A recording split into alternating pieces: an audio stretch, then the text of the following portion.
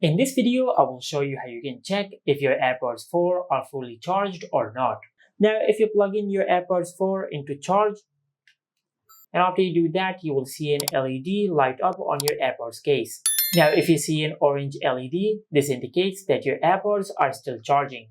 But once this LED turns into green, this indicates that your AirPods are fully charged. But sometimes after you plug in your AirPods into charge, then after a couple of seconds, this LED will automatically turn off. Now to check the charging status in that case, just open the lid of your AirPods, then close the lid again and check the LED. But if the LED is still not working, then just open the lid of your AirPods and pair your AirPods with your iPhone.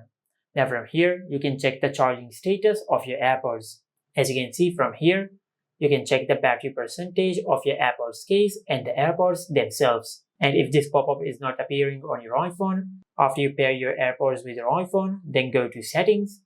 And from here, just tap on the name of your AirPods. And from here, you can check the battery percentage of the charging case and the AirPods themselves. And this is how you can check if your AirPods 4 are fully charged or not. Make sure to like, comment, and subscribe. Thank you for watching.